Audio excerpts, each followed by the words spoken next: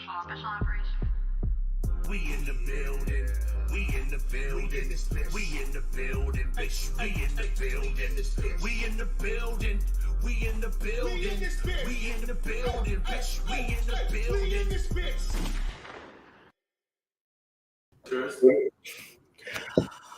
Finally, RZeroB and PTA have come back to BGN,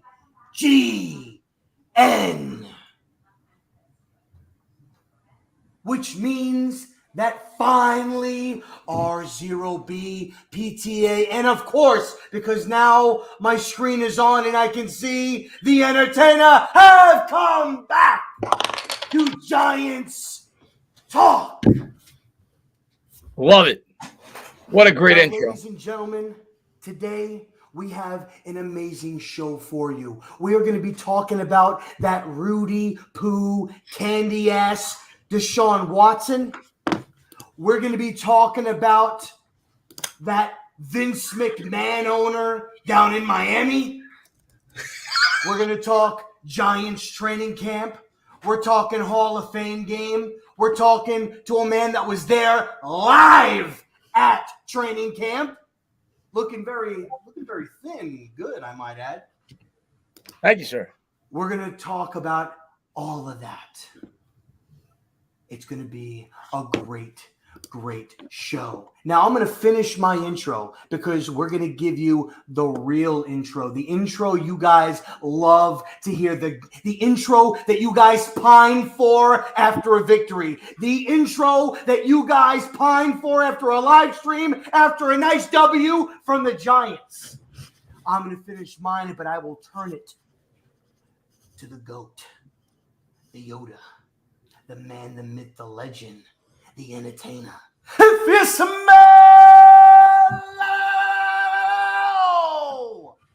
what RZeroB, PTA, and Entertainer.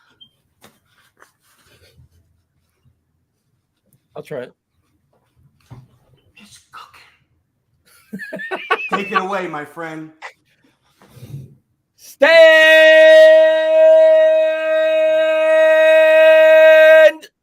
up, New York Giant fans. Yeah, damn! Does that feel good or what? Goosebumps. Is football back? Things that give me goosebumps. What? And that's Marvel and the Entertainer. Okay, before we go any further, I'd just like to give a shout out to all my veterans out there. We fought and we won. Good on you. Let's go. Hell yeah. I'm super happy. Let's go. Love your t-shirt, by the way, guys. Thank you very much. Thank you Great year. Thank you very much. It was a good year. Yeah. Y'all remember? I remember. Hell yeah. Let's go. Chris, YouTube Yoda. Yes. Yoda's in the building. How are you doing, my friend? How's it going, bro? I'm doing good, man. Whoa. You start off by giving us a view of the moss? Oh, yeah. You give us the view of the moss? Hey, listen. Oh, listen. okay. I'll be very honest with you. I'll be very honest. I would rather look at that than watch Justin put not brown spicy mustard on a hot dog. First of all, he put too much mustard on one bite. You don't put a big puddle of mustard on one bite. That's disgusting. There's too much mustard. I told him, I said, Justin, go do it over again right now. Too much mustard. You should be ashamed of yourself. All right, this is my ideal hot dog, and everybody's got their own preferences. Let me hear it, baby. First off, Justin just puts ketchup. That's a problem for me. If you go just plain on the hot dog, that's a problem for me. Did you just say just plain? If you eat just plain hot dogs, I'm going to kick you in the penis meat. That's it. I'm kicking you in the junk. I'm going to tell you right now my ideal hot dog. You got to put mustard on it. Brown mustard, like you said. That's got to be on there. Sauerkraut. I'm putting it on it. I love sauerkraut. I'm going mustard, sauerkraut, relish. You put all three of those things on that hot dog, you mix it together, I'm a happy man. Listen, if anybody from the New York Giants organization is watching this, okay, We've got some friends in some high places, okay? We have some friends that have had Nate Burleson, Tiki Bar. Tiki, I know you got it in, okay? Get rid of the Pepsi, okay? Get rid of the Pepsi and make the Entertainer dog right there. Wait, that way when you go to the concession stand, I'd like how about a Tana taco? Tana taco. Okay, yeah, I can do Tana taco. Wait a minute, is that? Is everything from the Tana menu and a water, please. Tana taco? That sounds like a Saturday night date to me. It does. TNT. I would go for the double TNT. Yeah. That sounds like a fun Saturday night to me. Tana taco. I mean, you know. Hey, Chris, if you ever in North Carolina, I'm just saying, bring No. We are not offering Tana's taco. Tana's taco belongs to Tana. And on the weekends, Chris likes to eat Tana taco. You know what I mean? You damn right. That's what he does on the weekends. I'll let you boy. You need to get your head out of the gutter. I think it's all the gray on your beard. Something's going on. Okay, because let's change the subject. Okay. Let's do that. Yeah. Ladies and gentlemen, we've got a really, really awesome show panning out for you guys today. Lots to talk about. First two topics are probably going to take up a good majority of the time because it's huge. And just within about an hour ago, more breaking news, with NFL filing an appeal. So we're going to dive into that. So let's start it off. Let's paint the picture here.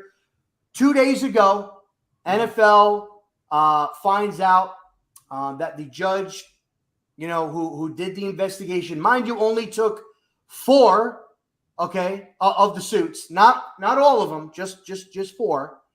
But in the findings, used things like predator, like very, very bad terms, like somebody that you'd probably see on Forensic Files, all right, that's about to get convicted and go to 30 years to life in prison, okay? Some of those words. And then comes back with a $340,000 fine and a 6-game suspension. And not just the NFL fan base, but I want to focus on just the women aspect of it. Huge pushback from that. When you look at guys like Calvin Ridley, who got a year suspension for gambling while he wasn't even playing and didn't even bet on his own team. You got Josh Gordon getting in trouble for weed and getting 25-plus games. Yep. You got Lane Johnson using steroids and getting 4 games. You had Ben Roethlisberger and Zeke with just 1 accusation against them getting 6 games.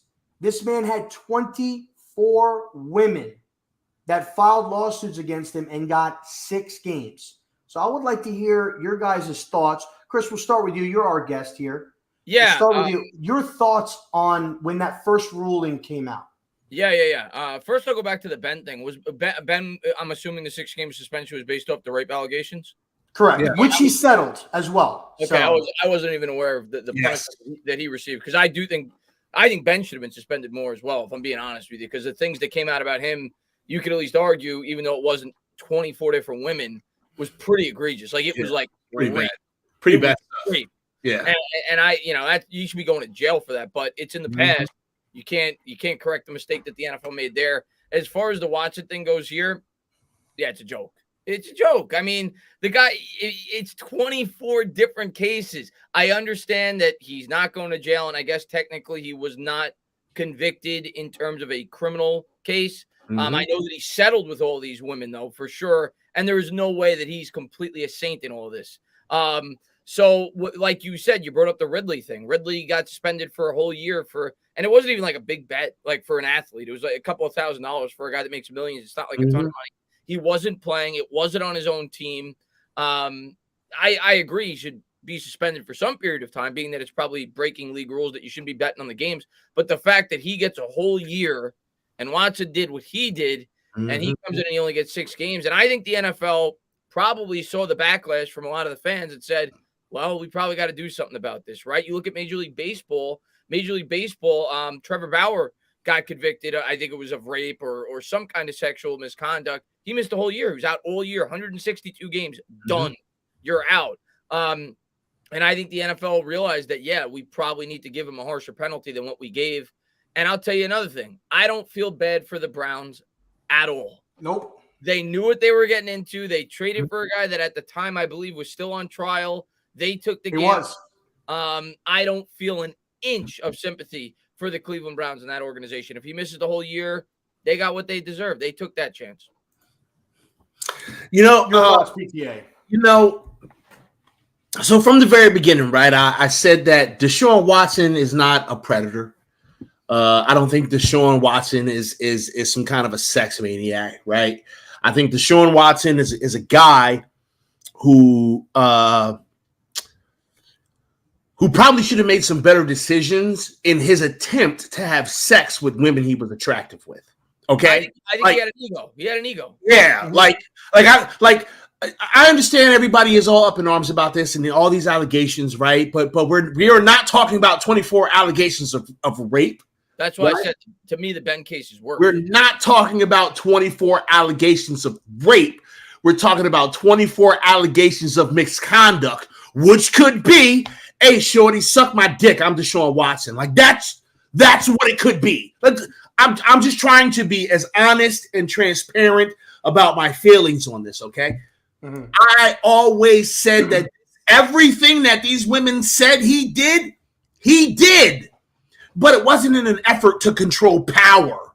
It wasn't in an effort to manipulate women, I don't think.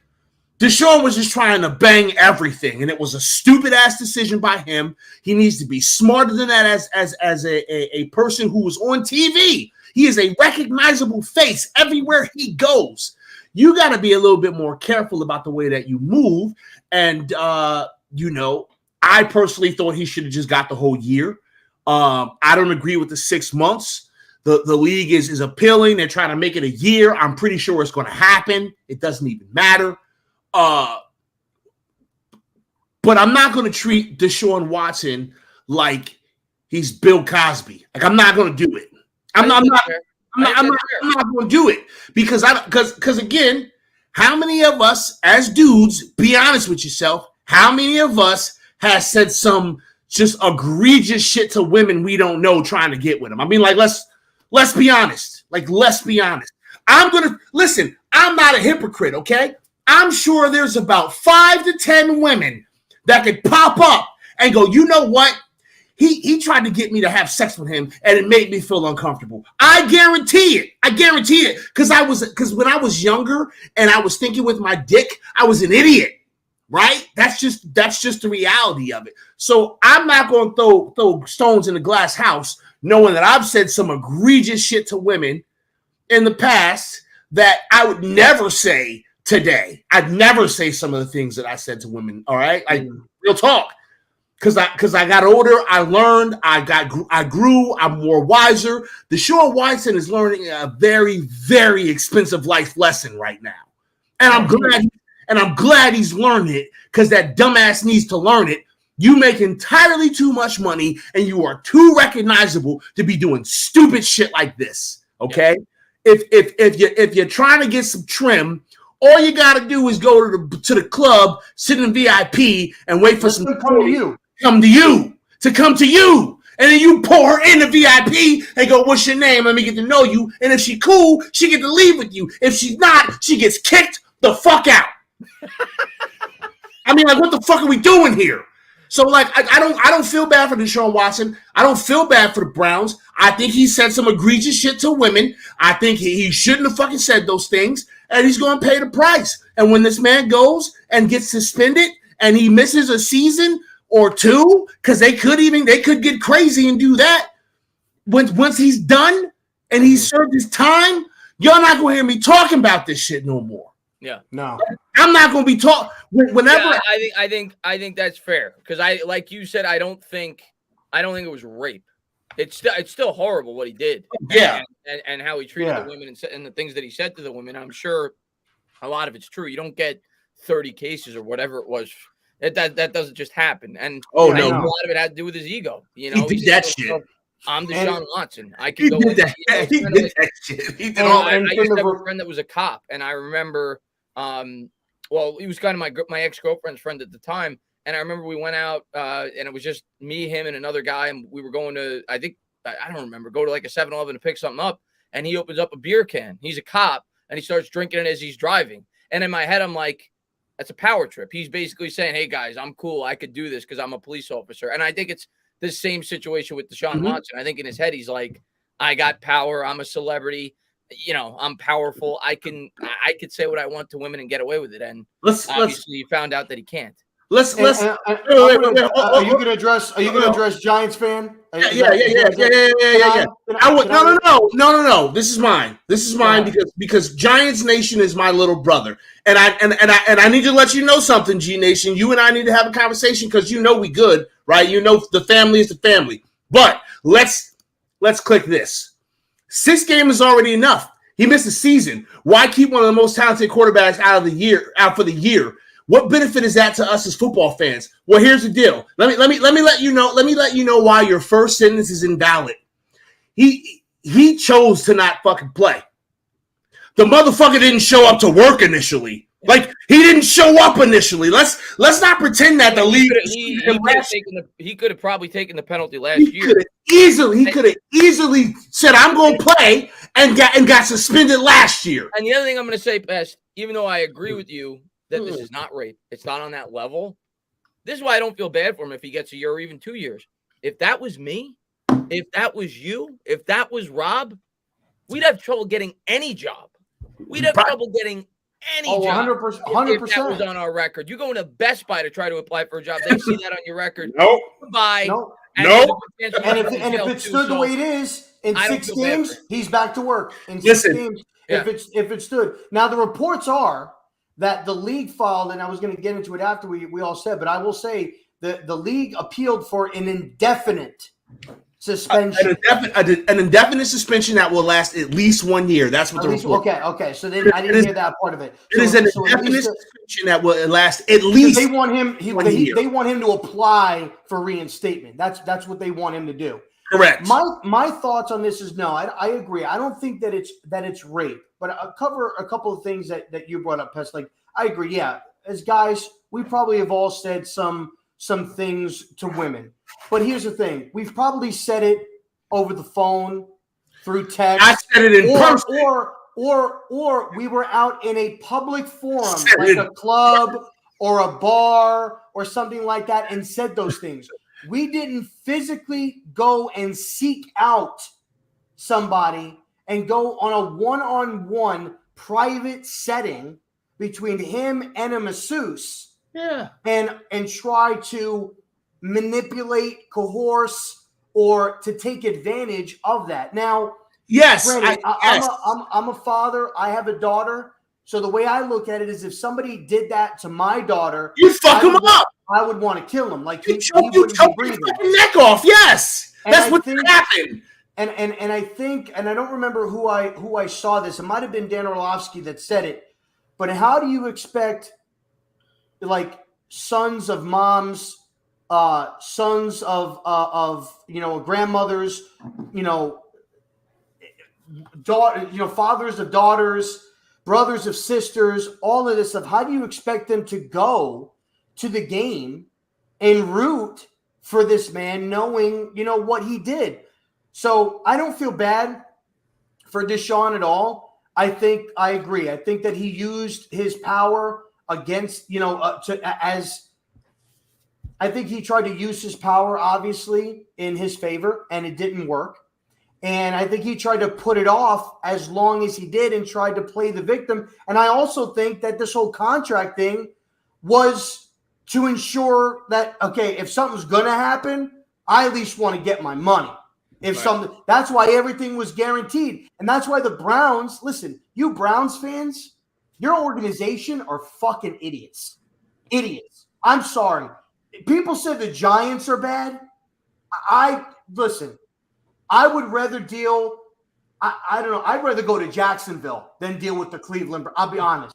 And we all know as a player, yeah. And we all know what happens at Jacksonville. Okay, we know what's in Jacksonville. We know I'd rather deal with that than go to Cleveland because you guys should just fucking pack up and whatever team you have, send them to Baltimore and just be done with it. And let another country or another state make a team because you guys are fucking idiots. See. I'm sorry. I don't mean to cut you off. Man. But Giants Nation.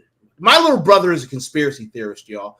My little brother thinks that everything is like a government, governmental type of thing, bro. The fact of the matter is this, man. We're talking about a public figure, okay? It doesn't matter. It does not matter, right? Who he is, what he looks like, and what he does. This man is a public figure, okay? I was saying on camera a year, maybe 2 years ago, how I love Deshaun Watson and he's a winner. There were a lot of people who really love this man as a football player who have to now take a step back and reevaluate their feelings about this man. So it is a big deal. I understand. That can affect their endorsements. Listen, I can understand their partnerships. I can understand that this is this man's private life, kind of, sort of, right? But this man's a public figure. People look up to him. Businesses work with him. Like, bro, this is not a thing that it's just like, it's not a big deal because he asked 23 women to put their finger in his ass. Like, still, bro, like that's too much. It's too much. You can't do that. And I'll say this, and obviously this kind of in the same ballpark. Not like when it comes to women, but as far as the same principle is what I meant to say. Just in March, something happened with me, and I do a show with Pest, and we're affiliated with BGN. We're represented by certain people, and my decisions on things that I did, maybe I was acting within myself, but it would have also affected Pest because we're a team. We work together. So at that point, that puts what we're doing here at risk. It's no different if Chris went and got a partnership with somebody that's with the NFL and he goes out and gets plastered out in public and does some crazy things, he's represented by his sponsorship. So if they see that, they could drop him. They could stop what he. So it's all about you're represented. When you're in the NFL, you are represented by the shield and by the N, F, and L. That symbol that comes up after you're done watching a game and says it's brought to you by the National Football. That's what they represent. And it don't matter whether you're slapping a girl's ass, you're pushing her down on the floor, you're raping, you're whipping it out, whatever you do. It's all affected by it. I'm not showing that. And that's the principle here. That's the principle here. So let's go on to the next topic here because we have two major things that happen in National Football League. The Miami Dolphins, Stephen Ross. Okay, it came out that he hinted on tanking. It was a joke, by the way. It was a joke. It was a joke. The Dolphins, so Stephen Ross is suspended from the team until October 22nd. Bullshit. And they lose their first round pick in the 2023 draft, so this coming up draft, and the third round pick in this coming up draft. So 2 draft picks, and the owner is suspended until October 22nd. Now, this is obviously another major thing. I think this Deshaun Watson really kind of covered up a lot of the Brian Flores situation. That seemed to have really kind of quieted down. But this is pretty crazy, to say the least. Now, in retrospect, I'm kind of torn here, right? Because if I'm an owner or I'm a head coach, and I know that the season's gone, I could understand wanting to lose more because you're not playing for anything. Yeah. So I could understand to maybe I could understand it. But at the same point, you're represented by the National Football League, which does everything equally. Everybody equally has the same opportunities to win, and everybody's going through the same exact thing. Now, I take it back to, we're talking about tanking here, and and it's hard for me because it's like there's no way that you think that in 2021 or 2020 that the Eagles didn't throw that game at Washington. I was going to bring that. It was clear as day. Mm-hmm. Now, and that was publicly, that was on television, like that was live, and there was nobody that said you wanted to see what Nate Sudfeld had to do, what he had to do for you, and then you cut him in the offseason. So in my mind, if you're doing that and you forcefully, I think the Eagles should also be investigated for throwing that team, and obviously they're not going to be because nobody's complaining about it, and none of the players are going to come because they're all sucking Howie Roseman. But this is absolutely crazy that, and not just that, but he tried to bring in Sean Payton. He tried to bring in Tom Brady. And somebody on the Rich Eisen show said that people on Twitter were saying that Tom Brady should be suspended for this. Tom Brady was approached. Listen, Yeah. Tom Brady's not on the Patriots anymore, so I don't really hate Tom Brady. When he was on the Patriots, I didn't like him. Now I like Tom. He's on the Bay. I like Tom. But the Sean Payton thing is pretty crazy. The Tom Brady thing is pretty good. But again, you're talking about two big public figures that are getting approached. What are you supposed to say? No, don't talk to me. No, I'm not ready. No, you're gonna hear what they have to say. And he became available after that and still didn't sign. He chose to go with Tampa Bay. So, what are your guys' thoughts on this Miami bullshit?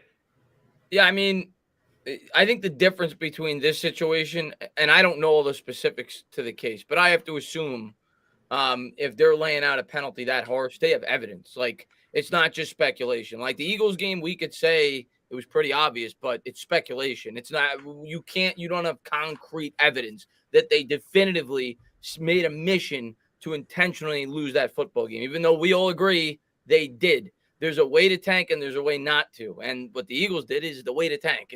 You could say, listen, the season's over. We want to get a look at our younger players, yada, yada, yada. If there is clear evidence, and I'm assuming there is, based on the penalties, and obviously, has to be. Yeah, and this came about due to Flores, bringing attention to this, a couple months ago, whatever, how they were trying to lose games to get better draft picks. I'm sure they looked into it because of that. And if more evidence came out, listen, yeah, absolutely. I think there should be a harsh penalty for that if you can prove it. And hopefully this deters teams from doing this in the future. I'm sure it won't because it's easy to get away with it. You could just say, listen, like the Giants this year, if they fall out of it, they're going to want to see their younger players play. It may not give us the best opportunity to win, but you want your younger players to develop. And with that may come a couple more losses than you would have had on your schedule had you left your starters in.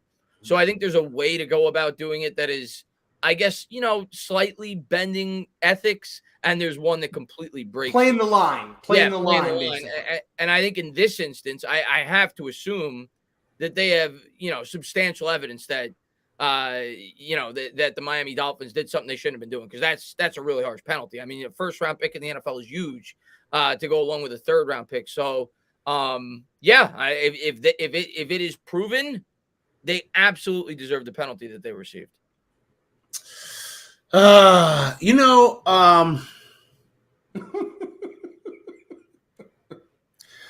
really sick of owners getting away with really shitty things. Snyder. Sorry, I had a sneeze. Yeah, this really upsets me, right?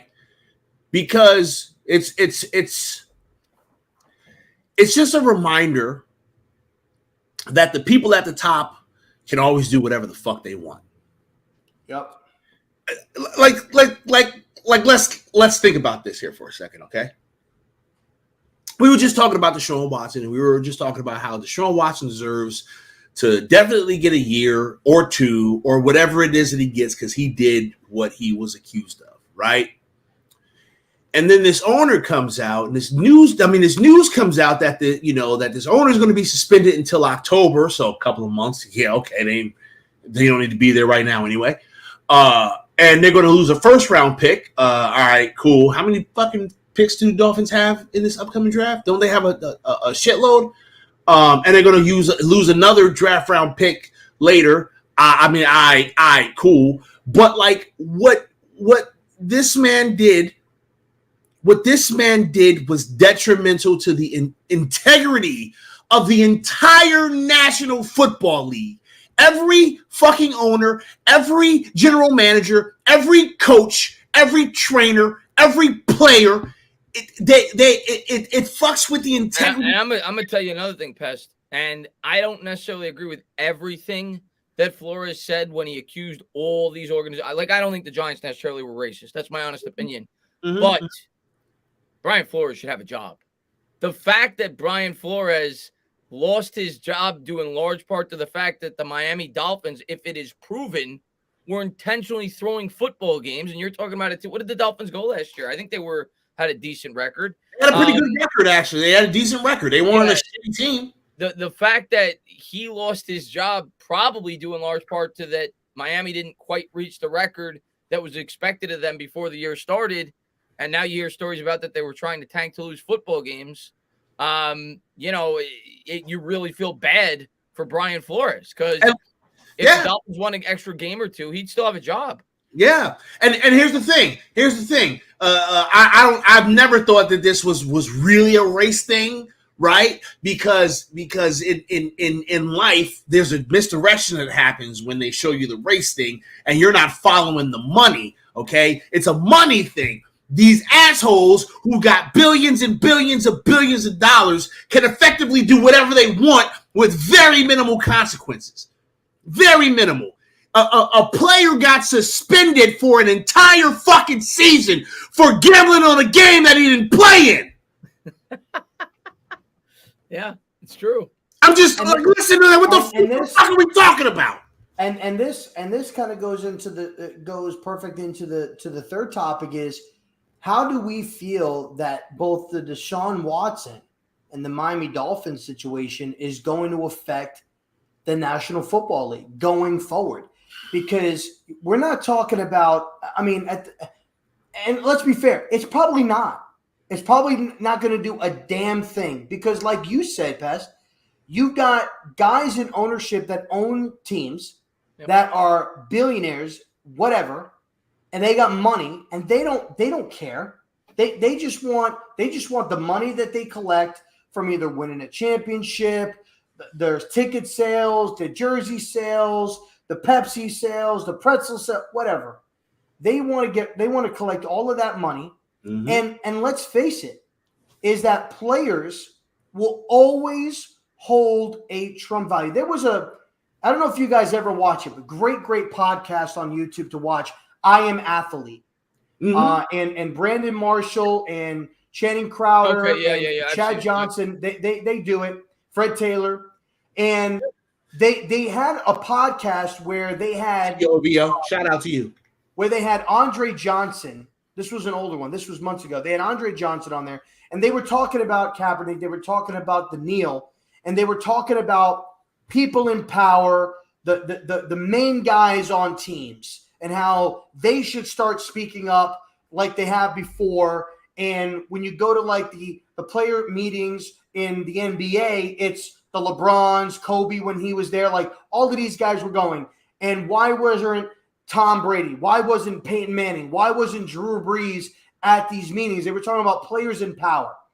And I think it's, as long as you're a main contributor player to an organization, or just a main figure that the NFL can push to draw you in for money, whether it's commercials, jerseys, ticket sales, whatever it is. It's only about money. They will always find a way to get a pass. The NFL, NFL Calvin Ridley is no big-time wide receiver. Yeah. But had it, he's a little guy, and they stepped on him. They stepped on his head. Now let's just say this was Jerry Rice. Let's say that this was Calvin Johnson. Let's say that this was Randy Moss. Let's just say that they were these bigger guys. I don't know. Tom Brady got suspended. He did 4 games. But Tom Brady did get suspended. But I think a part of that reason that he got suspended is because I think the league was trying to stick it to Bill. And I think another thing was that I think Bill was trying to stick it to Robert Kraft. And at the same time that he got suspended, that was when the allegations came out against Robert Kraft when he went to the strip club. So I think that didn't help Tom Brady's case either. They were like, oh, so your owner's fucking up, your quarterback's fucking up. You know what? You both are out of here. And that's why that was when that whole thing was going on. It's not going to change anything. It's not.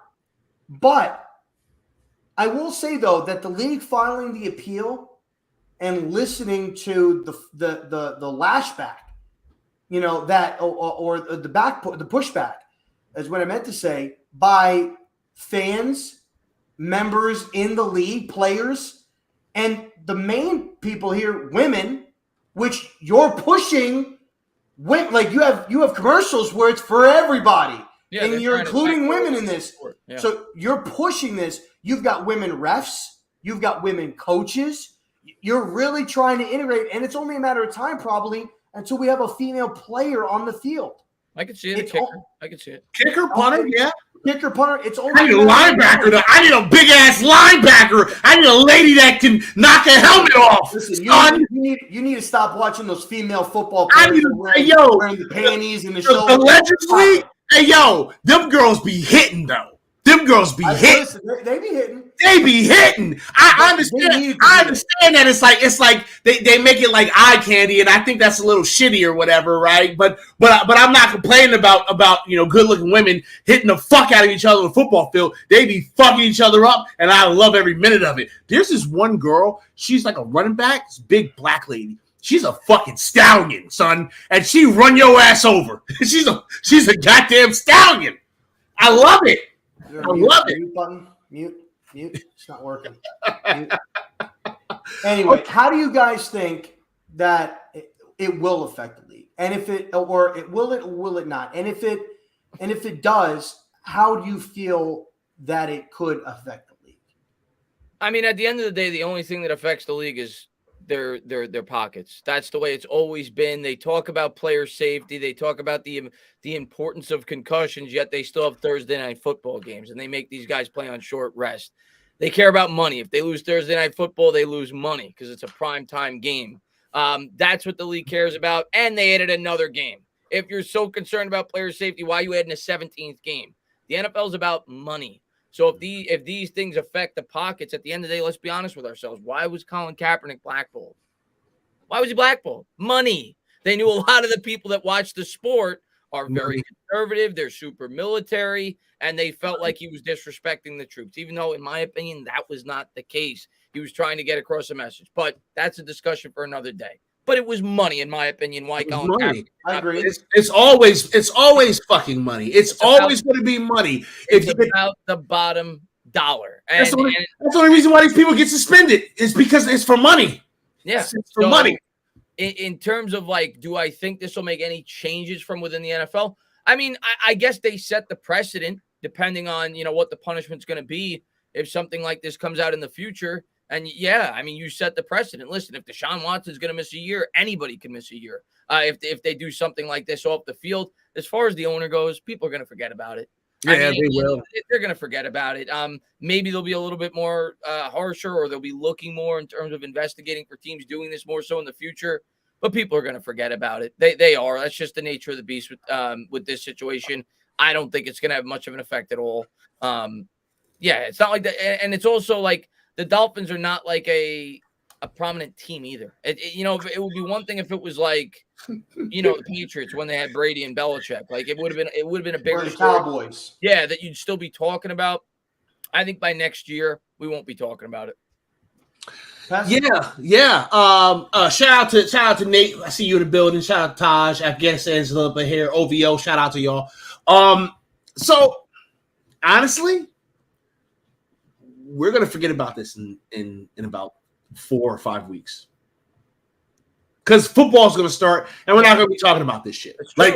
That's what's gonna happen. It's what always happens. I don't think I'll forget about Watson, but I won't. The owner, yeah, I agree. The owner thing that people will probably forget about that in like 2 weeks. Yeah. But the Deshaun Watson thing, because that's going to be a topic of community. Even like now, people are talking about Watson more than they're talking about the whole Dolphins. So what I will say is this: in a couple of years, if Watson's making them money and they're winning football games, they're not going to give a. People forget about it real quick. I mean, I didn't forget about what Ben did, but Steelers fans loved him.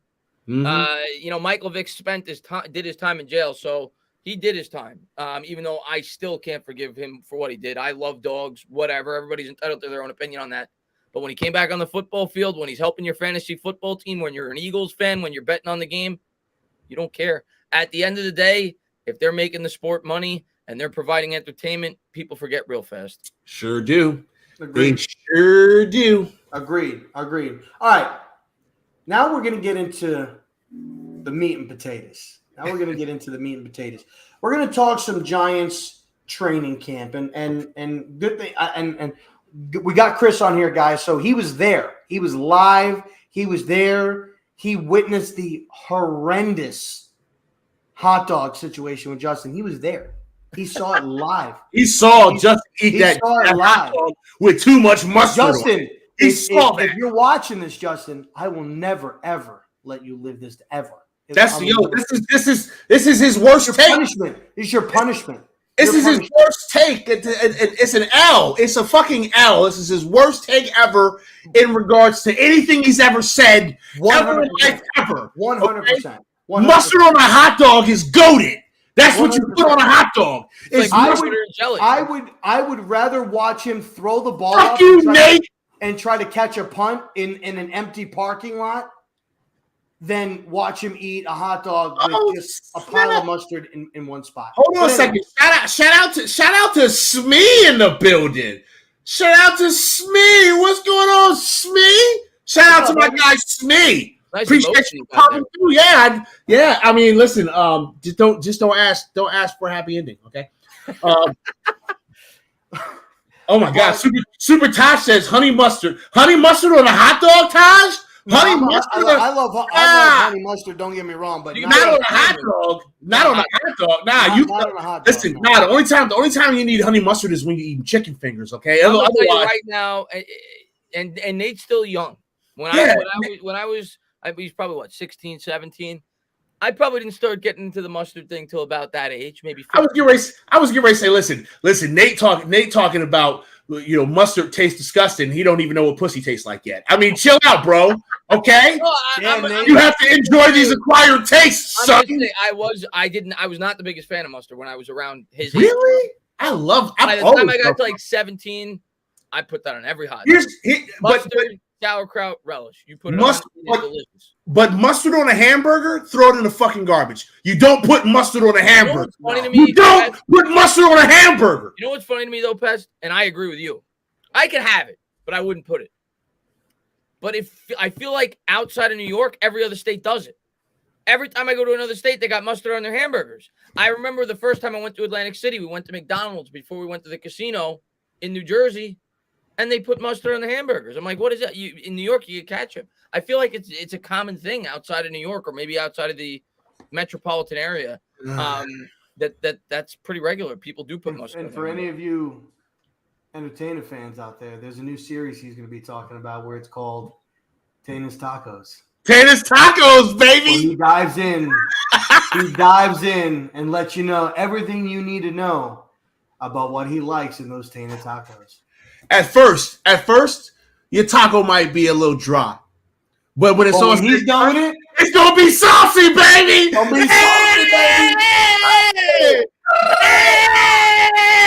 Hey! Okay, that's enough of that. Last 2 days, Giants were in pads. Last 2 days. Yeah. Chris, were you there when they were in pads, or did you catch? No, you were there. They had an off right? day. I've been there twice, but they were in pads the day before I went, and it was the first day in pads. So I assumed when I got there they were going to be in pads, but they went back to no pads, and then I think they put the pads back on today. Okay. So from your obviously we've all been watching. I've been trying to catch some clips on Giants.com, stuff that Did you guys see the YouTube video? Did you guys see the Giants YouTube video where they featured me? No, I missed that. I saw it. Yeah. You know what? Real quick, I'm gonna tell you the video. You're gonna laugh. Hold on. I'm gonna find the video real quick. Go to the Giants YouTube page. I saw that video.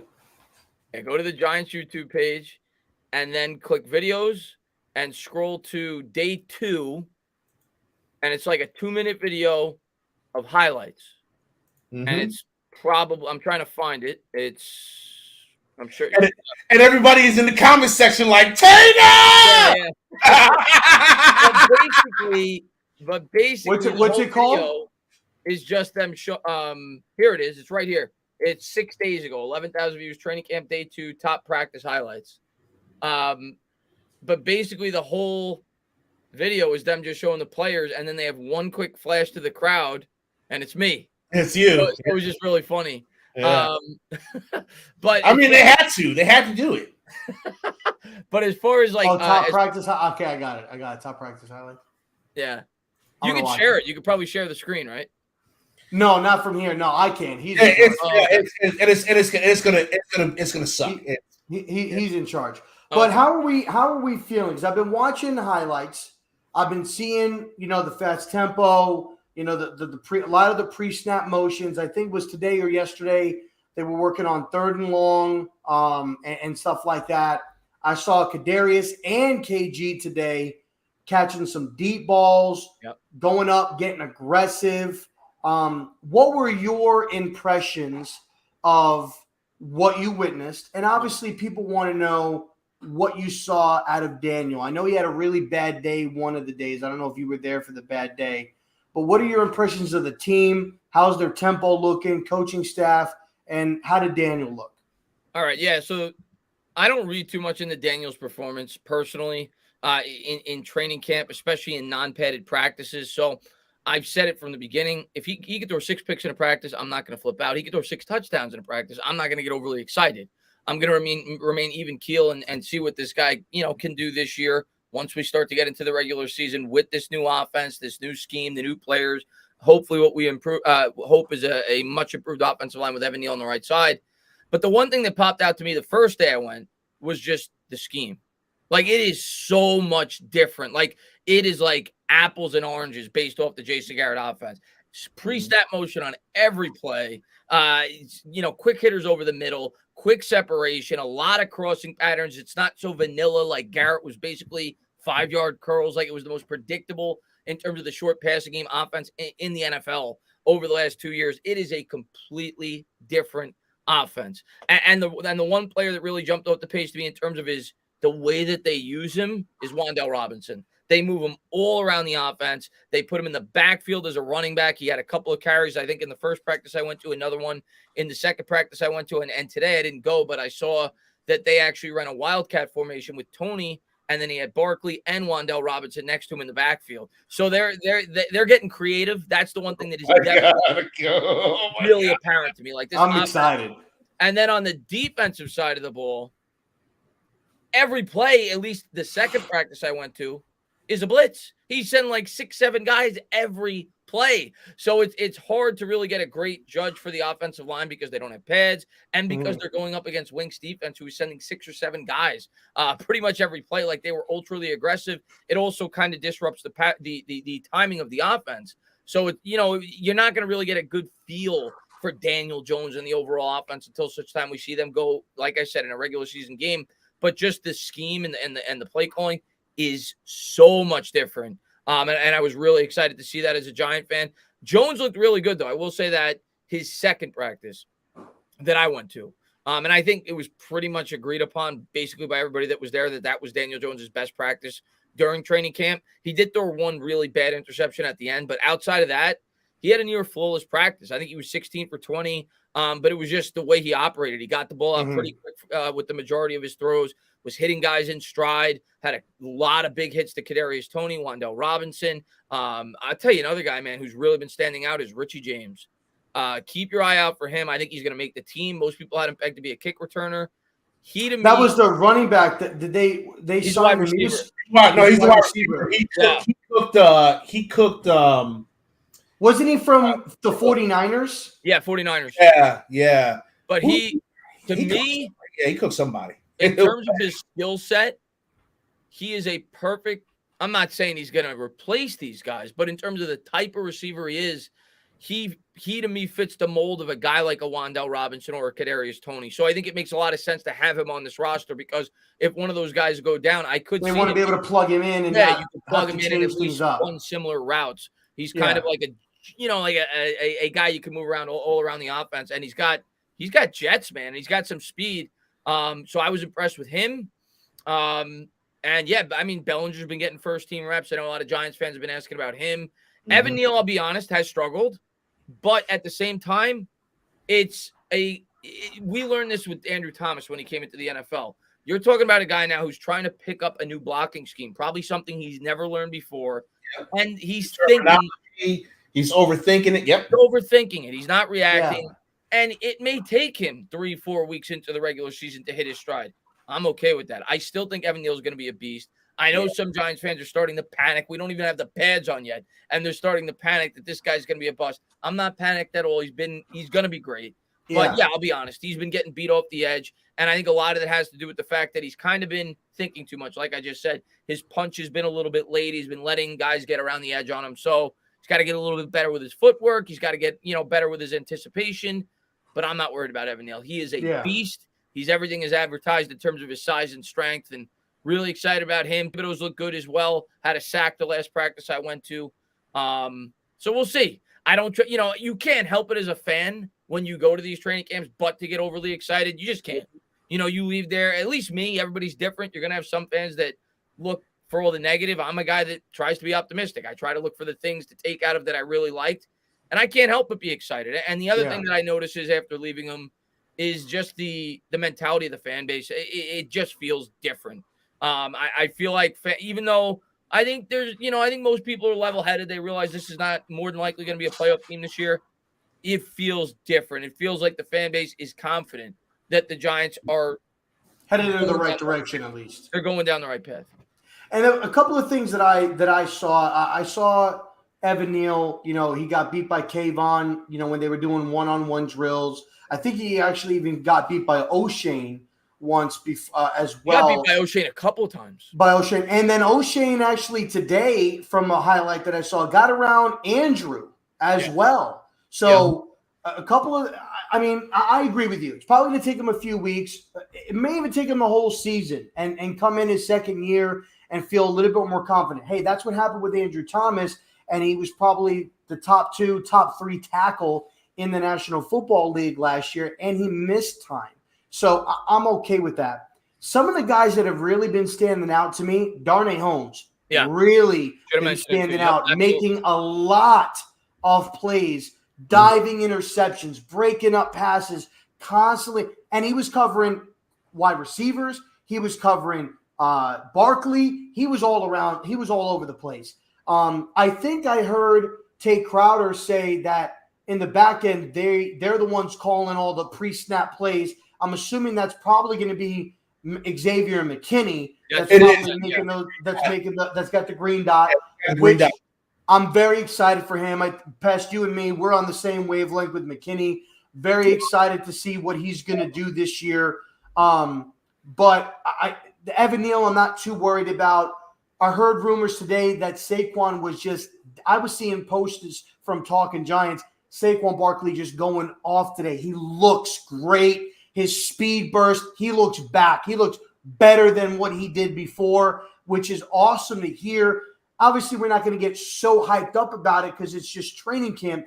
But seeing that he's getting back into those motions, that's a good thing for the Giants, for the offensive line, for Daniel Jones especially, to have a solid running game And I think that's going to help Evan Neal too, getting a little bit more comfortable. We all know run blocking is a lot easier than pass blocking. We know that for a fact, Pest. I'm sure you know that as well because you're a coach. Don't worry, I'm going to give my analysis on Evan Neal. So I'm not totally worried about that. I love the way that they're moving around Wan'Dale Robinson. I love what they're doing. It almost kind of feels like a little bit like KG's almost like KG doesn't fit. He had a great practice today, though. He had a great practice. He had a fantastic practice, but it just like I'm sure they'll find a way to get him involved. The way I look at it in terms of KG's role, and by the way, you mentioned Barkley, and they didn't run a ton at either practice that I went to, but I've seen the clips and I've seen the way that they've used him in the offense when I was there live. One, he's going to be used a lot more in the passing game this year. They're going to line him up. They've lined him out up wide a ton. They put him in motion a ton. Don't expect just screen passes in terms of him. They're going to try to create mismatches against linebackers. They're going to use him a lot, I think, in the passing game this year. And I think he's going to be a big focus. And he is running hard.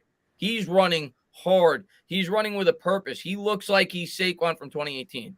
And that's what I hope is the case for and he can stay healthy all year. But yeah. I'm really excited about Saquon this year for sure. I think he's gonna have a really good year this year for the Giants. I'm very excited about Saquon. I think it was last week, Pest. I think when we were talking, I said if you guys want to see what Barkley's gonna be, go back and watch Kareem Hunt's highlights when he was with Kansas City. And that's what I also want to say in terms of when you said Golladay and his role in the offense. It does seem more like a Kansas City Chiefs type of offense as opposed to a Buffalo Bills to me, at least so far. I could see him having like that Sammy Watkins role in the Kansas City Chiefs offense. If you remember Watkins, he wasn't really the featured receiver, but he was a guy that they ran some vertical routes with. They attacked in the red zone. He had a good amount of touchdowns, not that many targets, but I could see a role like that. But I agree with you.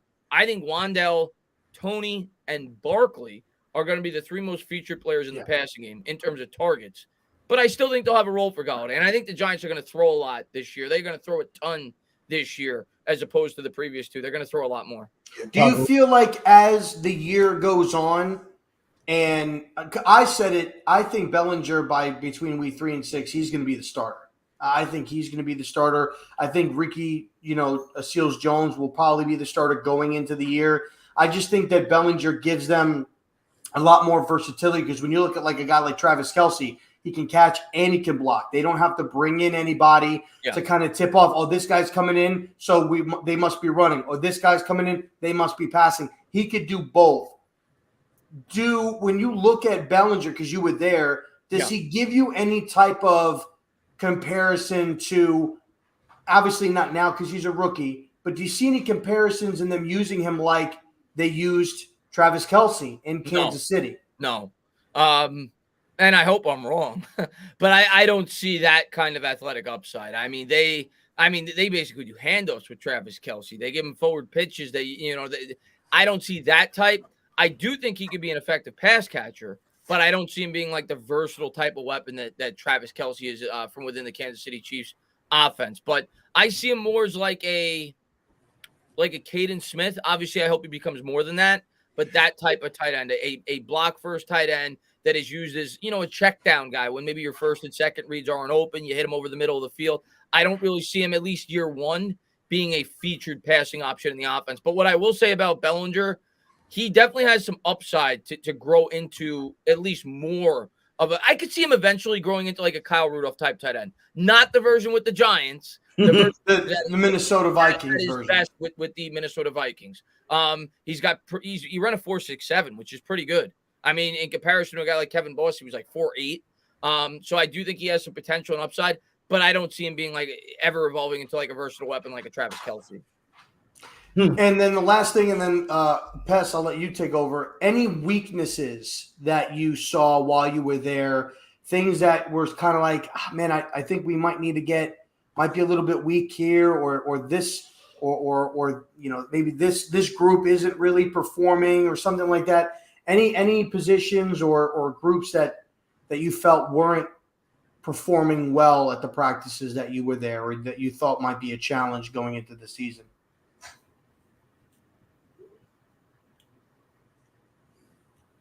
Oh, you were talking to me. I thought you were talking to Pest. I'm sorry. No, you.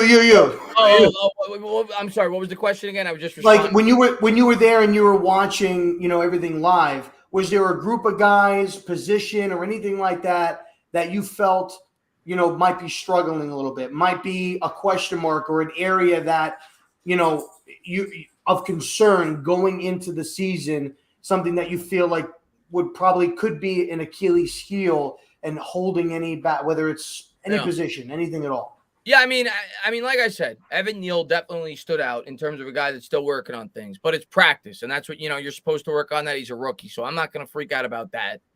I'm going to say the cornerback spot. We talk about how all these wide receivers have looked good. Well, they're also being guarded by the cornerback. So I'll say it. Dory Jackson looked great in the last practice I went to, but Aaron Robinson, to me, he's been hit or miss, at least in a lot of the clips I've seen. Aaron Robinson was the one that got burned.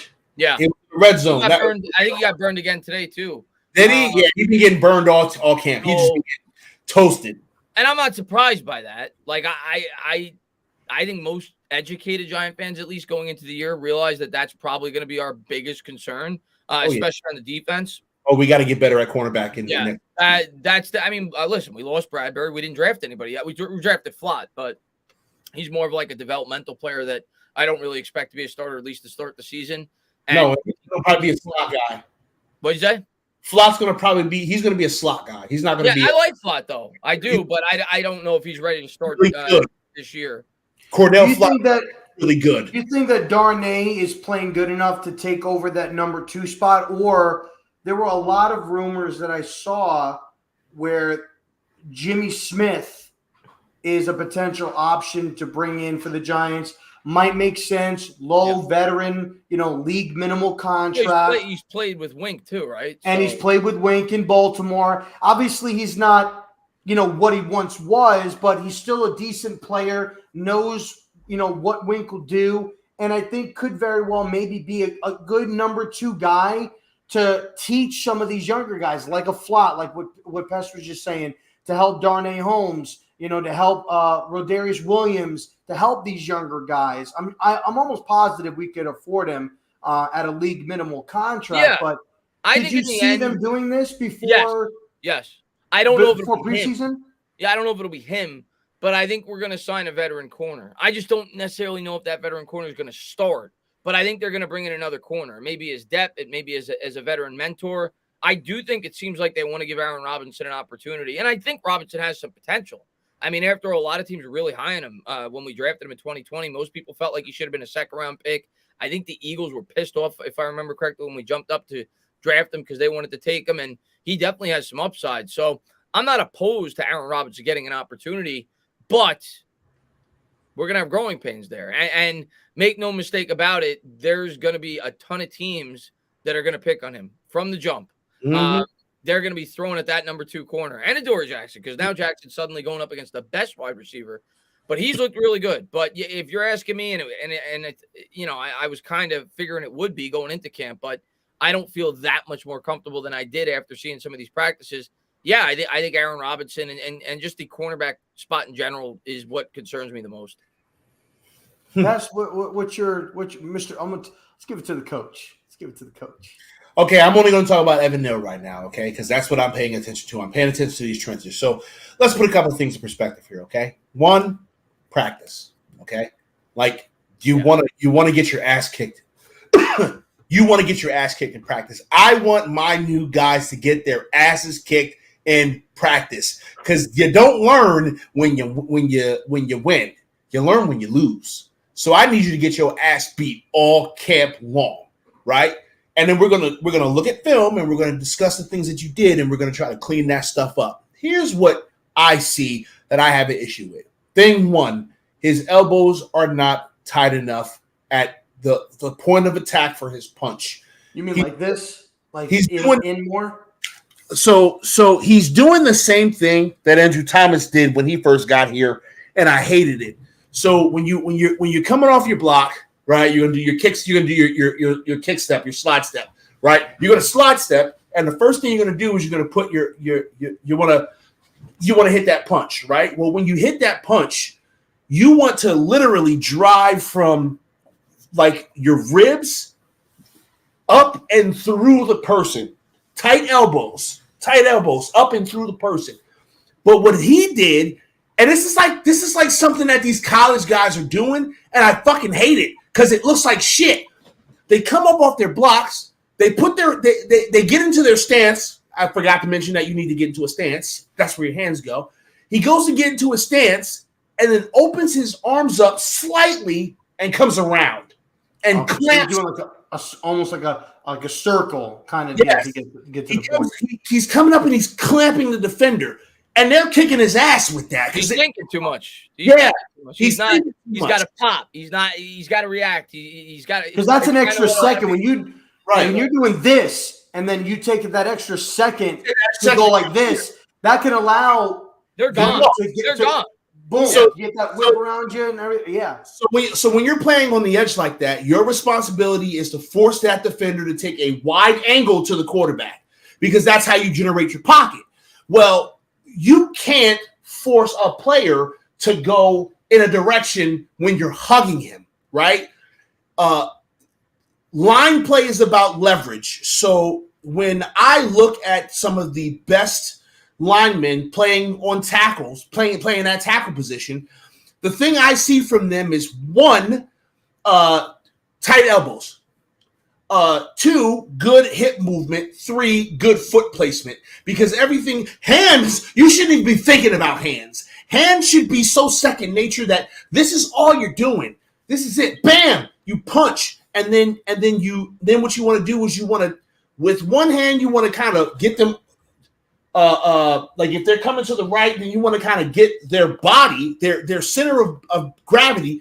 You kind of want to push that in the opposite direction of the way you want them to go, because it forces them to do that. And you either keep your hand here and go high-low, or once you punch, and if I'm going this way, I punch, and then I kind of lift my hand just a little bit, so that way I can push in with here and push in here and lead you around. That's what you're doing as a tackle. You want him to take that wide pursuit so that you can create that nice little seed pocket, right? Yep. Thomas did it all the time. Thomas did it all last year. Yeah. The year before, I'm sorry, his rookie year. He did it. The whole goddamn I was like, stop doing that.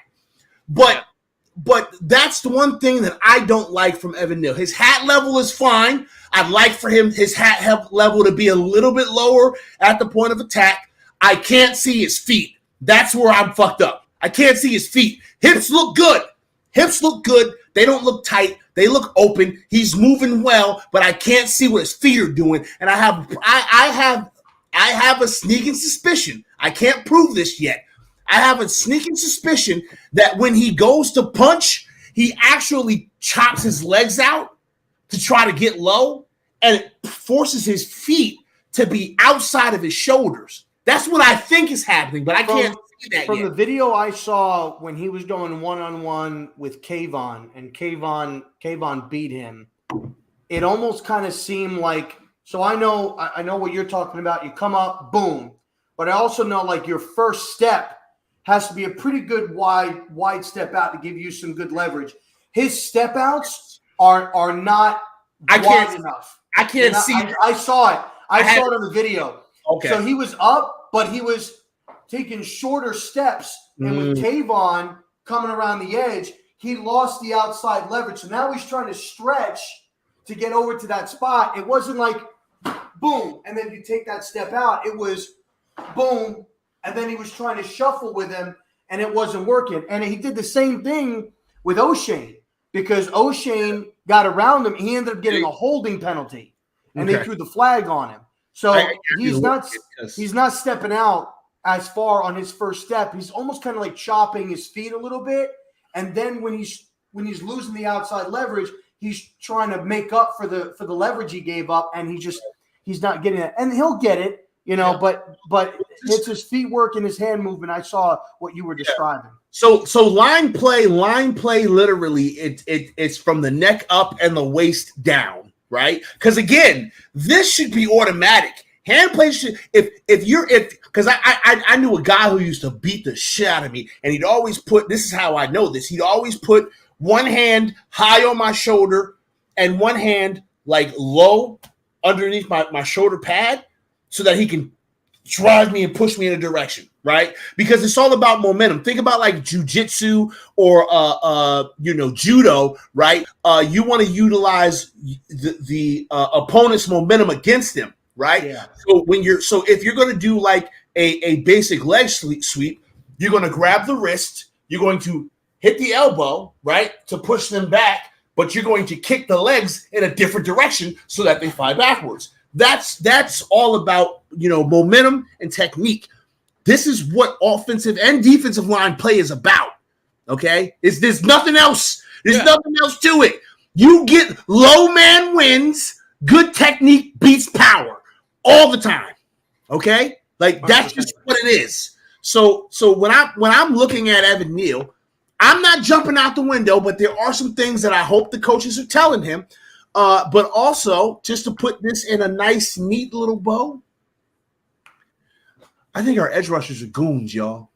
They are. We have good edge rushers, and that's. I think our edge rushers are goons, yo. I'm really surprised. That's without Ojulari. With O'Shane, the last couple of practices, really been playing. Really, I agree with you. Playing hard. But I'm reluctant to get super excited because he's always getting hurt. And he's always excited in the past with practice, and then he doesn't show up in the games. Yeah, I hope that he stays healthy. Because I think that'll be a nice – I mean, if he can stay healthy, you got Aziz and you got Kayvon. Those are going to be your two starters. And you got Quincy and you've got now O'Shane. If he can stay healthy. You've got Ellerson Smith. And you've got Ellerson Smith. And that's a guy – I don't know if you were there for the first day of training camp. I think you said you were there the second day. But on the first day, man, he gets down on all fours and gets it like he has that quick, like he was fast off of that jump. And I'm really, really, really hoping, even with him, you're talking about a nice 5-guy rotation. And Davidson, the D tackle that I think we took in the 5th round, we took him. He looked pretty good as well. I don't necessarily think that the nose tackle position is huge. I think Justin Ellis is going to get that job. He's gigantic, man. Justin Ellis is huge. He's absolutely huge. So I think Ellis is going to get that starting job there. We kind of covered some of the standouts. We kind of covered that. Eli Manning was there yesterday. Awesome. Was awesome to see. Saw him talking with Daniel, right? He was the man who delivered that right there that my man's wearing over there. First ballot Hall of Famer. I don't care what anybody says. Now, I heard what you said, Eli, about not making the same mistake. I mean, if you go back and watch your highlights, sometimes you made the same mistakes. But I love you, Eli. I love you. But I think this kind of falls into like a whole thing. How are you guys feeling about this staff bringing in a lot of the older guys? We've saw Tuck there. We've seen Strahan there. LT. You saw LT in the commercial You saw LT in the commercial, so he's around. If I see LT, if I'm Kayvon, LT. Can one-on-one, something like that, if he's willing to do it. Eli, obviously, we know he's a part of the staff, quote unquote, but to have him there was pretty awesome. I agree. Like, I think with you, what you were saying before, Chris, I think it's a different vibe, a different aura in around the team this year. How are you guys feeling about that aspect of it? Yeah, I mean, I don't want to I was victim. I was guilty of it, and I think a lot of content creators and Giants fans were guilty of it. When Joe Judge initially took the job, we were all really excited about his his opening press conference. We were thinking Bill Parcells. We liked his hard-nosed, tough-nosed approach, right? Because at least for me, it made me think of Coughlin. When he first took the job, and he was charismatic, he was a good talker, yada yada yada. So I don't want to make that same mistake, that same error in judgment the first time around with Joe Judge. I need to see results for sure. But what I will say is these guys seem smart. These guys seem to know what they're doing. and I'm definitely going to give them a fair shake. Listen, if I gave Dave Gettleman 4 years, you bet your ass I'm going to be giving Joe Shane 4 years. Like, I'm going to give this guy an opportunity to build this team.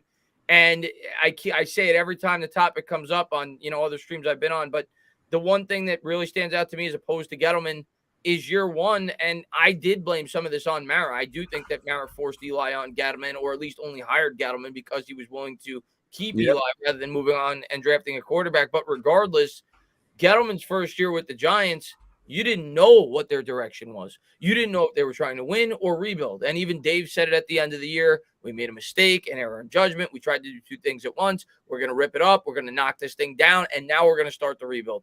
Shane's coming with a plan. They don't seem like a team that is trying to do two things at once. He is rebuilding. He's rebuilding. He's going to take some of the young players from the previous regime and build with them. But he is tearing this thing down. He let Bradbury walk. He's going to get rid of the dead weight. He's going to get rid of the bad contracts, the guys that he feels are not going to be in the best long-term interest of this football team. You already saw him not extend Jones on the fifth-year option, so he's got a lot to prove this year, and we'll see. And hopefully he does. But regardless, I feel like there's a vision. And the other thing that I really like in terms of Dable being the head coach, I think a major problem with the upbringing of Daniel Jones was the fact that he had to learn a completely new offense his second year in the NFL. You drafted him for the Pat Shurmur offense. Now you ask him to learn the Jason Garrett offense. Now you're asking him to learn another one. But when I'm thinking about the next quarterback, if we move on from Daniel Jones, suddenly you have a general manager and a head coach that are, they're together. He brought him in here. He wants to work with this guy. This is his baby, and he's the head coach. So you're not going to have to worry about the quarterback that you draft having to learn a new scheme in his second and hopefully third year, because I think this is a marriage. I think they're probably going to get at least 3, probably 4 years together, and I think it's going to help the upbringing of the next quarterback. So thinking about all of that, I think they're setting this up the right way. In terms of like analyzing Dable as a coach, we have nothing to work on. He's never been a head coach.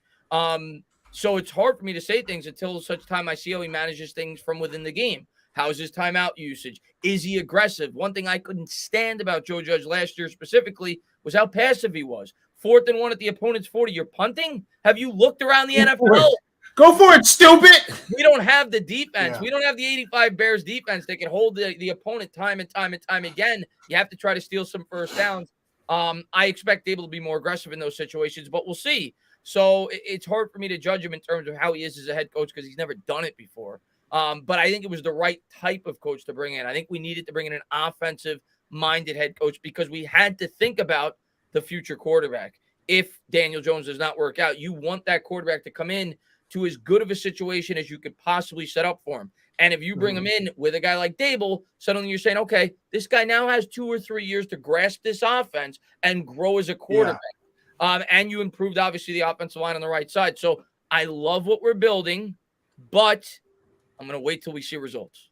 Mm-hmm. I agree. I think I forgot who. I think I was on. I think we were on with Hub when I said this. You might have left PTA because you had to handle something. But I told Hub on his show last week when we or 2 weeks ago when I jumped on with him. I said Daniel Jones really has everything going for him as motivation this year. Yeah. The not getting the 5th-year option, the way he was treated with Barkley, by the way. Motivation. And Barkley too. Yeah. Like these guys have really a lot of motivation to really go out there and perform and almost kind of stick it to the organization in a way and be like, this is what I'm capable of, and really stick it to them. And now if they don't, and I know Barkley's going to perform. I'm going to focus mainly on the Daniel Jones part. If he doesn't go out there and perform, it's all on him. And you got to think like, look at what Dave's has done with Josh Allen and what he was able to do with him. And then I look at a guy like Eli Manning there talking with him. And you gotta know that Eli's probably, listen, I was in the same position that you were in. The fans hated me. They wanted me out. They wanted me here. But this is what I did. And I had these coaches to rely on. And when you look at Eli Manning, and he had Tom Coughlin, he had Kelvin Gilbride. They had a lot of good coaches in that organization to have his back to help each of the positions, offensive line, wide receivers, tight ends, defense, all of that stuff. I think that he's really set up to have success, and if he doesn't, it's really entirely just a flop on his. I'm impressed with the crystal clear resolution of Rob's. Hey, yeah, I agree with you, Rob. And he's not just playing, to keep his job with the Giants. He's playing to impress the other 31 teams in the league. Boom. Exactly. Because it's entirely possible, even if Jones improves this year, if we like a quarterback in next year's draft, he's not Joe Shane's guy. Shane may go out and draft this quarterback, but if Jones does well this year, he saw like Trubisky got a shot this year with the Steelers, or Garoppolo's I'm guessing is probably going to sign on with the Browns at this point. But there'll be a landing spot for him if he plays well this year. So he's not just playing to stay with the Giants; he's playing to get another contract. It's an audition for the 31 other teams, and he'll have some success. He'll definitely have some success. I honestly, if he doesn't work out here, I could see him going to a place like Seattle taking a chance on him and going up there. They're in desperate need of a quarterback. Pittsburgh, not Pittsburgh, they just drafted Kenny Pickett, but Seattle could be a team. Minnesota could be a team. Maybe to have somebody to compete with Kirk Cousins, Tampa Bay.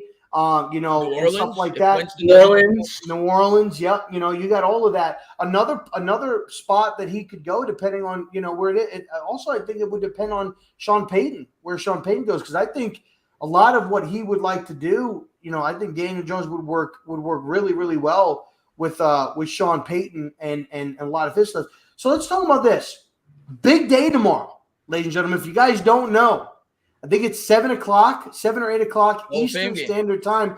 Hall of Fame game, Pittsburgh Steelers versus the Jacksonville Jaguars. Woo! Football is back, ladies and gentlemen. It is back. It is in full force. I'm excited.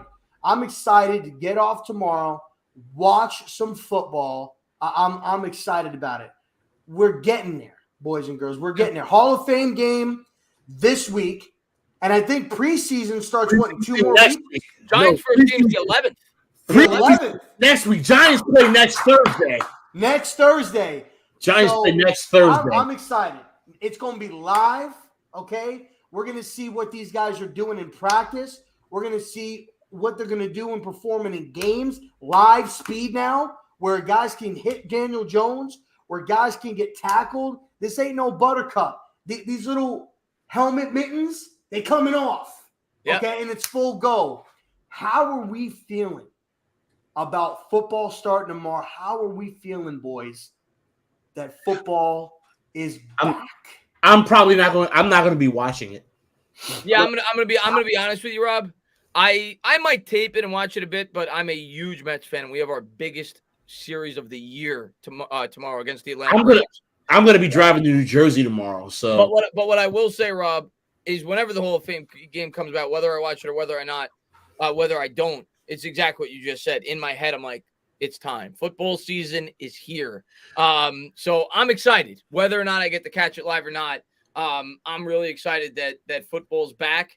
I'm not going to get too into a preseason game unless the Giants are playing, but it tells me, all right, the Giants are right around the corner. So I'm excited, man. I'm excited that we got football back and college football too, man. I'm going to tell you what. College football. That starts really soon, and I'm not the biggest 3 weeks, guy. 2 weeks, I think, is college kickoff. And I love watching college football, but I'm not like a diehard that like I live and die with a team.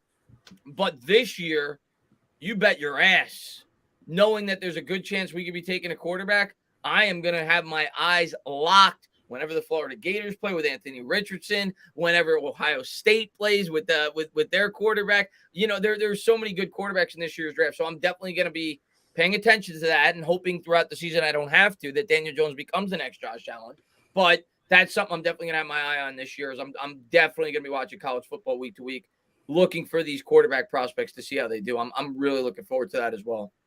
And that's one thing I feel like I dropped the ball a lot on, is watching a lot of college sports. I'm a big-time Gators fan, huge Gators fan. What do you think of your quarterback prospect? Because I love him. I haven't really been diving so much yet, but he's got the physical attributes. I haven't dived so much in. I've read a little bit. I'm excited to see what he's going to do. I think they have a good amount of weapons, and stuff like that to utilize there in Florida. Obviously, he's got big shoes to fill, right? I mean, there's a lot of big name quarterbacks that have come out of there. Whether whether they performed well or not, they don't have a good reputation going to the pros, right? Chris Leak, you also have Tim Tebow. You want to try to be that guy that goes to the league and actually stands out, and stuff like that. So I'm excited. Let's go because I know you got to get to Hub's show. Over there. Yeah, he's starting in 4 minutes. So let's go ahead and we'll get it wrapped up. Closing statements. Chris, we'll start with you. Obviously, you're our guest. Closing statements. How you feeling from anything you want to get off your mind, and then at the end of it.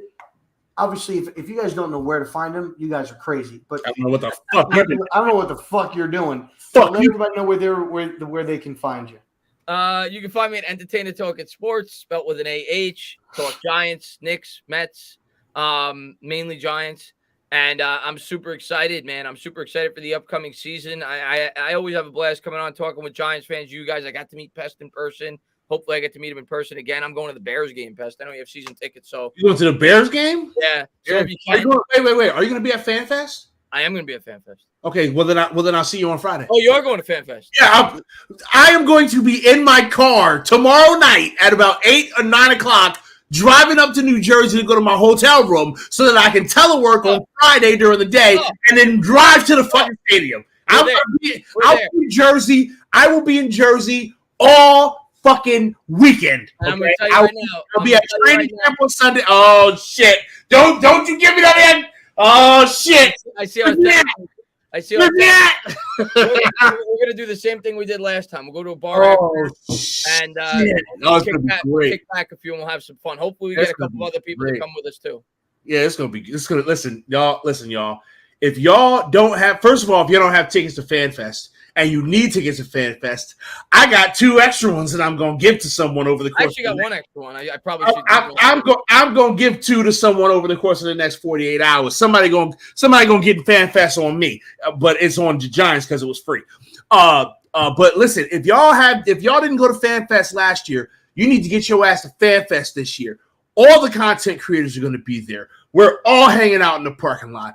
All the media folks are going to be there with us. We're all hanging out in the parking lot. We're going to have food. We're going to probably have alcohol and any other libations because, there are some things in New Jersey that are legal. And if that's what you bring, then whatever, the cops ain't coming. I don't care. We're going to have ourselves a fucking blast this weekend, y'all. If you ain't there, you're going to miss out. We're going to have a fucking amazing time this weekend. Oh, sorry, Rob. Can't wait. Going to be fun. My bad. Kiss my ass, Pastor. Listen, I will make a resolution here. I will be at next year's FanFest. If Pest is willing to bless me. I'm not driving to North Carolina to take. No. I'll come to you. You bring your ass to me. I will drive you up there. That's fine. If you're willing to bless me with a ticket, I will drive my ass. FanFest is free. I thought you said tickets. You said tickets. And they're free. They are tickets, but you have to claim them. They're free. They're fucking free. If you claim one for me, I will make sure to take. Claim your own ticket and meet my ass in Virginia, and we'll drive up to fucking New Jersey. You have to be a ticket holder to get it, guys. I'm gonna go because I don't want to upset Hub and Kid Blue. We gonna get ready to close this thing out anyway, y'all. Thank you so much to YouTube Yoda, my guy. Go ahead, Chris. You go ahead and slide out. I appreciate you so much. We wouldn't be here if it wasn't for Chris the Entertainer, and that's dead ass. I got blessed by YouTube Yoda, and I'm so thankful for that. Go kick some ass. I'll see you on Friday. Thank you very much. I'm looking forward to seeing all you guys again this year. It's going to be a lot of fun. I'm probably going to get there around 3, so hopefully you guys get there early. Sweet. All right, good, everybody. Rob, man, pleasure, man. And definitely, anytime you guys want me to come back on, I'm definitely going to try to have you guys on at some point on my channel this season too. So I'm looking forward to it. Sounds good. All right, take care. Thank you. Hey, shout out to Big Pat Sports before we get ready to close this thing out here. Oh, Big Pat. But yeah. Listen, y'all. If your ass ain't at FanFest this weekend, I don't know what to tell you. We're gonna have ourselves a blast. Sorry, Rob. I'll get you there next year, I guess. You'll get yourself there next year. I mean, it's not that hard. And yeah. Listen, really appreciate all y'all for coming and hanging out with us. Seriously, it means the world that y'all come and interact with us and talk, no matter which platform you are, because we're on like 7 of them right now. But seriously, thank y'all so much for coming and hanging out with us. I hope I get to see some of y'all who are in the chat at the stadium. I will be at the stadium on Friday. I may go to the parking lot on Saturday. I will be at training camp on Sunday. So I will be spending the entire weekend doing New York Giants shit, and I absolutely look forward to it. We're getting ready to wrap this bad boy up and get ready to get the hell up out of here so we can cake up with our significant others. So listen, y'all, I hope y'all all have a great rest of your week. I hope that everything that you want to get accomplished over the course of the next few days, you're able to do without any problems, without any issues. And I hope that I get to hang out with some of y'all this weekend up in New Jersey. So, for my guy, RZeroB, I'm your boy, Pest the Analyst. And we get the fuck out of here, so we'll catch you guys later. Deuces!